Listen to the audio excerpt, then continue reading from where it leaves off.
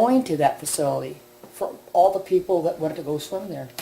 I think it's more than just your lot. Well, from Jim? 1937 to 2004, it wasn't an issue, and it has been utilized by the community. And that's one of the findings that was made in the study. And yes, South Street goes and it intersects with West Street, which goes all the way back to where Hospital Lane is, which comes back to by Diamond View School to Richmond Road. So there is plenty of circulation and activity. In fact, that's the same road you use to access Hoboken. When you go up to the end of South Street, you get on. Even it's a type of road that it is. Huh? It's the type, the type of road. You're going to have to widen it. You're going to have to realign No, it. there's no need for any widening or anything for South Street to get to that property. If I'm thinking about the right spot, I'm just trying to think of how I can visualize it. I recommend you go out and drive Yeah, around and look for yourself. I think you'll find. Well, even if you it. just drove Richmond Road, I mean, if you're going to have an excess amount of circulation for a recreation area, for the swimming pool, you're going to have a lot more traffic count and everything else. It's the same circulation that was there for the Roseville. Yeah, Okay. we're basically recreating what had been there from 1937 to 2004. So, and that was one of the findings is, to relocate the facility to a new site, let's say to Mesa Street, which was high on the list for consideration. And that would have to be rezoned because the city did not accede to the county's request to keeping it as a public use parcel. And so the residential neighborhoods that are immediately adjoining the Mesa Street property would probably have an issue in Mesa Street in terms of, so the very issues that you're talking about may very well pertain to a new site, like say Mesa Street was considered, but it was ruled or determined as not being an issue with this site because of the historic utilization for many decades. So we're not doing something new at this site that hasn't already been done for a long period of time, and the zoning and everything else is already in place for that. Thank you. And that was really one of the key advantages that allowed this site to remain in contention. Without that, I don't think this site would probably have been as highly rated. All right, Tony? You've addressed Mel's parking issues with the line adjustment. The county's maintained a vehicle impound on that site for at least 40 years that I'm aware of. Does the county have another location for vehicle impound at this time? Because again, you're talking about vehicle parking, if you will, long-term. That's a question the sheriff could answer. I think he's been impounding, my impression is over on the property there. I know they've added some extra vehicles to this site here just recently. Yeah, you can see from the aerial, there's half a dozen vehicles on Defense line. somewhere in this area. Right. I'm not sure those are sheriff or if they're like an indigent situation. I know some of those vehicles have been there over 20 years. One of them belongs to Benjamin Y. Silva. Well, I think that's an issue that the sheriff would deal with in terms of, he's using that site now because he can, because no one else is using it. If there's a new use that's going to utilize that, I don't think the fact that the sheriff may or may not decide to impound a car there is a deal breaker. Just a question. The other one I have is, on either of the two options that take all but the whole site, including the old Roosevelt pool site, what would be your total acreage?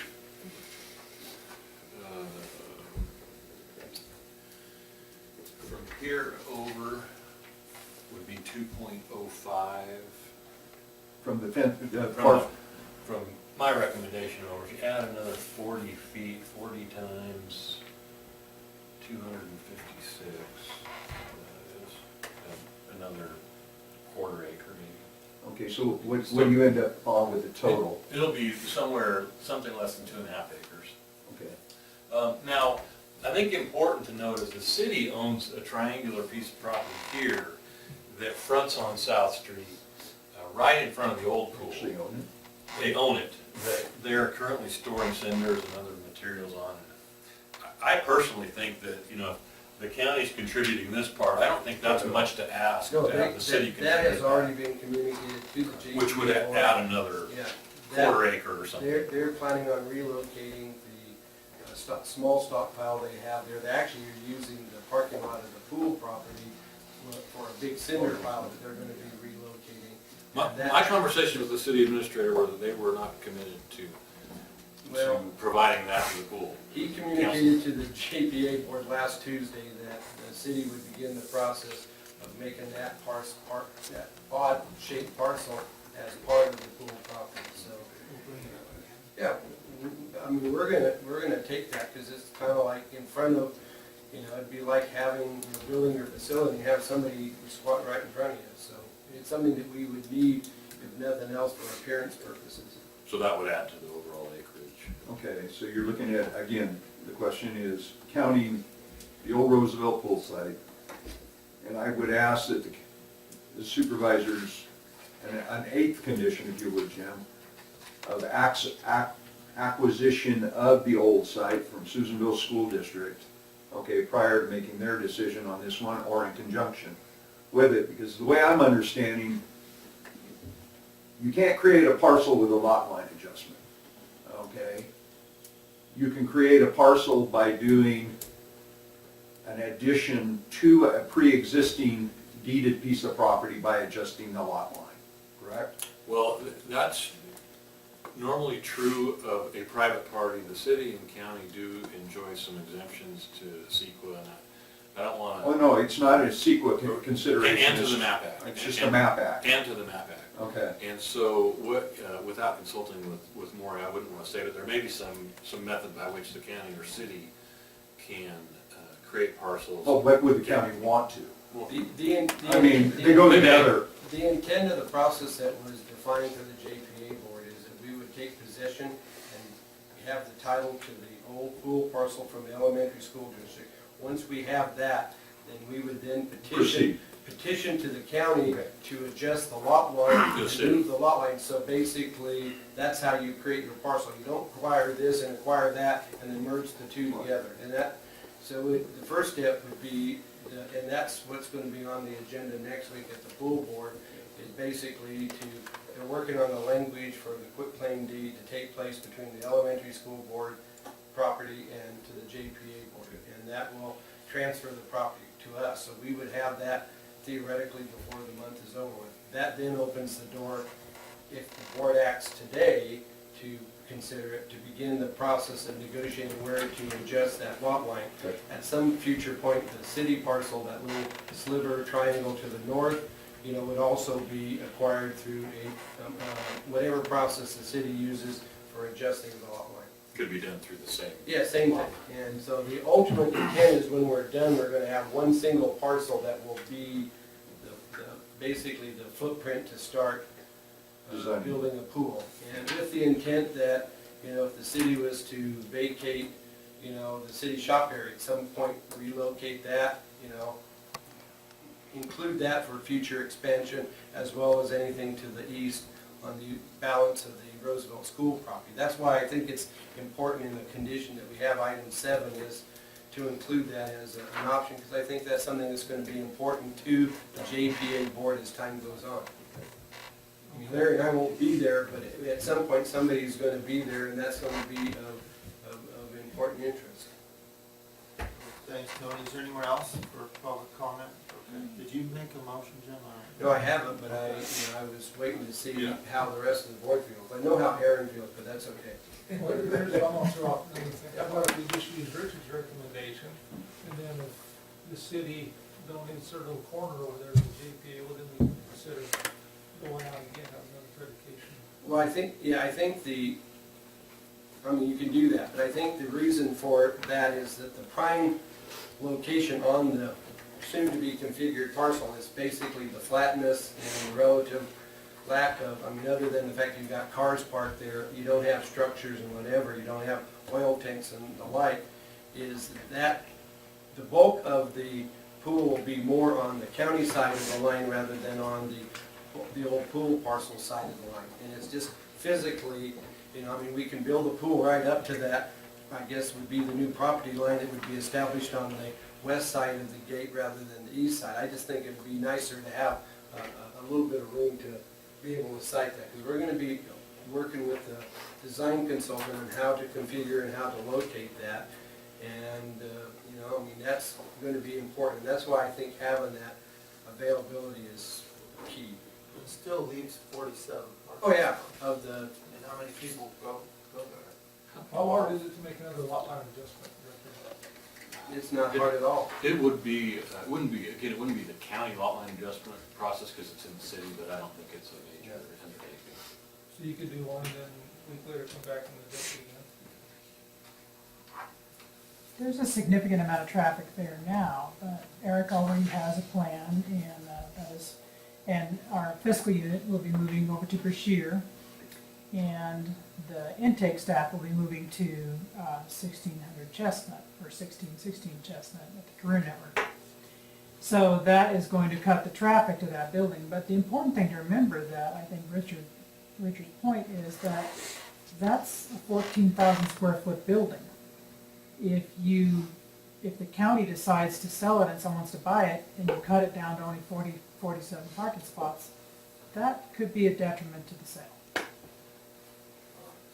Unless- now we're like talking hypotheticals. Yes, well, I mean, if they, I would say I would see that would be an issue for a future owner, but you also have a fairly large acreage out in front of the building that's right now lawn and trees, and so whatever future development, I mean, unless you want to preserve that. So there's plenty of opportunity for the utilization of additional ground there if that became an issue for a non-public entity acquiring the property. So that is, it's all hypothetical. Okay, you ready? Yeah. I'll make a motion that we use option 3, and we keep that there until we get a site plan, and then if we need to make adjustments from there, we can bring it back there. That would be So my what, motion. so with not the parking that the JPA? No, just whatever Richard has drawn out here. Leave the boundary line on the west side of the gate rather than the east side of the gate. Which is what now? What That's the Richard's, JPA no, I think the JPA would prefer to be on the east side of the gate. That's my motion, and then if we have to get a site plan, if it comes back where you need to move over, you can make it back for reconsideration. That's my. Scrooge. I should have took away our 20 grand appropriation for the swimming pool. Oh, man. If that dies from lack of a second, I'll be happy to make another motion. Do we have a sand timer? Going once, going twice. All right. Sorry. That's all Take right. any takers.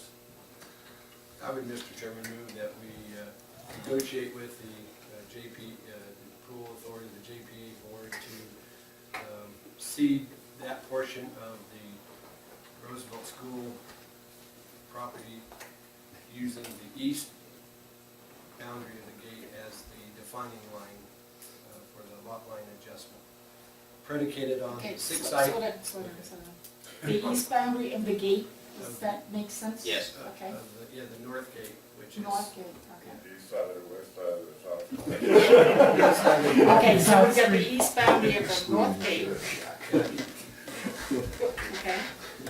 Accepting the 6 recommendations for conditions and adding a 7th condition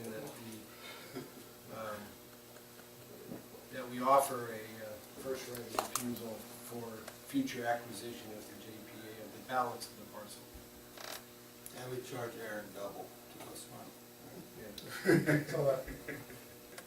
Not really gonna leave that much out for the sheriff's building. Yeah, and it would include defining the, well, that's Richard's proposal. Basically, it's Richard's proposal, except moving that boundary line how many ever feet to the east. And it would leave the option, yeah, of course. Yeah, did we ascertain whether to give the GPA the first right of refusal? That was included. I Yeah. included that as a separate Now, item. where are we?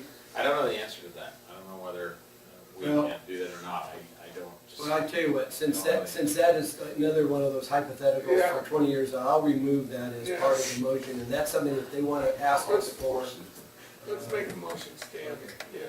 Okay, so are we taking out the seventh Yeah, condition? taking out the seventh condition, eliminate that. Yeah, we'll say it works. Come on, Bob. Working on it. Okay, I'll second that.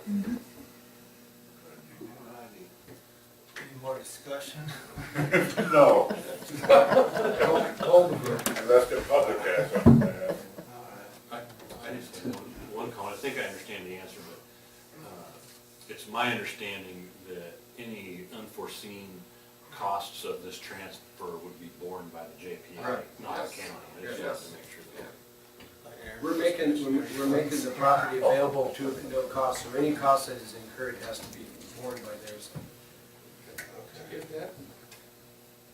I thought that was one of your 6 conditions. Not specifically. Alrighty, so, I got one other question. This would go to the city planning commission, a slight line adjustment, or the county? It's within the city limits. They would handle it, yes. And the city administrator has already indicated that whatever fees they charge for doing that would be waived, so. I do think there are some questions whether or not the MAP Act applies in the case of public property, but we can sort that out. We'll get to the bottom of that. alright. So, Madam Clerk, hold. Supervisor Chapman? Right. Supervisor Alba? No. Supervisor Pyle? Aye. Supervisor Hammond? Aye, a little more forceful than. Supervisor Wasser? I choked on that, yeah. But I did get it out. Aye. Okay, thank you. I'm getting it right through. I need water. Go swimming. I need water. Ready to fix that drinking fountain out there, wouldn't it? Well, I guarantee you guys, there's a lot that will happen Oh, there's- before this even comes to fruition. So this may be a Futile exercise. futile exercise, yes. Well, no, I'm telling you, there's forces out there want to blow the whole thing up, so we'll see. At this point, we're full speed ahead. H5. The report of the autopsy report, as it's been affectionately referred to, is just included for your information. Okay.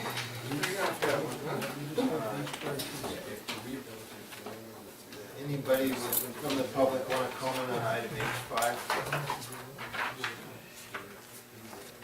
Okay. Any comments from the board on the report? Do you want to make any comments on the report? No. So we'll move on to that, with this discussion and possible direction. Okay, item H6. Okay, Mr. Chairman, I received an email from Clint Davis, who is the co-chair of the Big Valley Emergency Medical Systems Working Group, and I'll just read it, it's real quick. At the general meeting of the Big Valley EMS Working Group on July 31st, it was decided to request the removal of the 2 measures which were to be placed on the upcoming general election. The measures were the resolutions passed by the board asking for the formation of a special district and measures requesting the tax support for that district. A number of items weighed heavily on our decision-making process, not the least of which was a question about aligning with the LAFCO resolution and thus bypassing required hearings. Thanks for your support. And they attached a proposed resolution rescinding resolution 14037. I'm sorry, Susan prepared that. So they've requested that we remove, or rescind that resolution, which will effectively remove it from the ballot in November. Yes, that's right. There are also a couple other options that you can run in pipeline fees and areas, except that they want to look into, they want to make sure all their bases are covered and.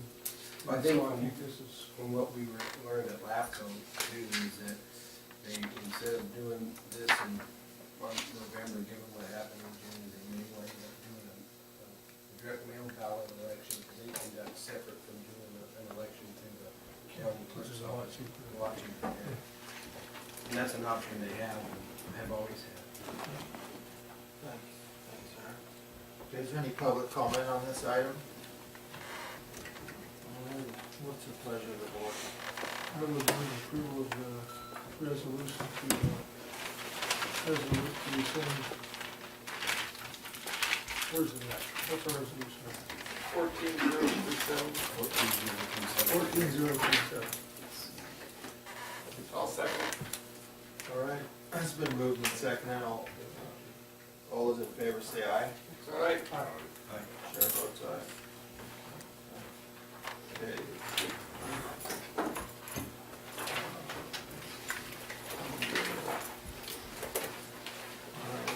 We have an item, I-1, just to receive and file. This is the notice we got from Honey Lake RCD. We got the requesting us to, their action requesting us to No, make this an is, appointment. this is No. the policies and procedures. This was, they had separate correspondence they just wanted to show us basically, and that was a policies and procedures manual, I suppose, that they approved, and they wanted to basically just share that with us, and so that was listed as separate correspondence. Interesting to note that there was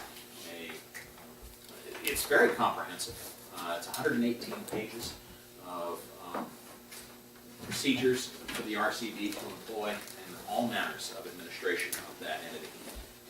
And now, I didn't find it because I didn't get a chance to look through the attachment, but there was another similar one. I think it was the same document that they approved in April. I think it was, I'm not certain, but they had approved something in April that contemplated policies and procedures, and interestingly, it included watermaster's duties, and it specifically referenced the apportionments and the timeliness of preparing the apportionments as being done at the time of creation of the annual budget by June 1, and also to notice the users of that proposed annual budget and apportionments by June 15. But Which they failed to do. their own role. Okay. So, Thanks, Bob. All right, we just have, I believe, one item left, H7 information for the board. Yes, Mr. Chairman, two items. One, I, as I think all of you did, received a copy of the 2013-14 grand jury report. There are several items in that report that require the board to respond. And so I think probably sooner rather than later is a good idea, and I'll agendize a discussion for next week as far as the response to that.